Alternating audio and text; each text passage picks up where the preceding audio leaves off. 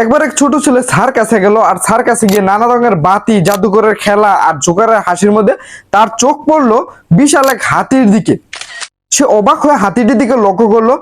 হাতিটির পায়ে ছোট একটি দড়ি দিয়ে বাঁধা ছিল, আর সে দড়িটি বাঁধা ছিল আবার পাতলা একটি খুঁটির মধ্যে। সে ভাবতে লাগলো, এত বড় শক্তিশালী হাতি যে ছোট রশিটা চাইলে চট করে উপড়ে ফেলতে পারে এবং পালিয়ে যেতে পারে, কিন্তু সে পালাচ্ছে না কেন? এই ভাবতে ভাবতে ছেলেটি গিয়ে সার্কাসের কর্মীকে জিজ্ঞেস করলো, আর কর্মী হাসতে হাসতে উত্তর দিল, যখন হাতিটি খুব ছোট ছিল তখন এই দড়ি দিয়ে তাকে বেঁধে রাখা হতো এবং সে বারবার চেষ্টা করো এই দড়িটি সে ছিঁড়তে পারে নাই। সে ব্যর্থ হয়ে বিশ্বাস করে নিল যে এই দড়ি ছাড়া তার দ্বারা আর সম্ভব না। এখন সে অনেক বড় শক্তিশালী, কিন্তু মনের ভিতরে ছোটবেলার সেই বিশ্বাস এখনো অটল আছে যে আমি পারবো না, তাই সে এখনো সেই দড়ির কাছে পরাজিত।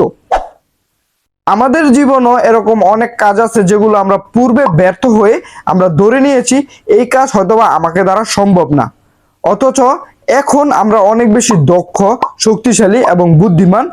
চাইলেই আমরা চট করে সেই কাজটা করতে পারি, কিন্তু আমরা সেই পরাজিত বিশ্বাসের উপরে অটল। মনে রাখবেন, আপনি আর ছোট হাতি নন। Try again, think positive and change your life.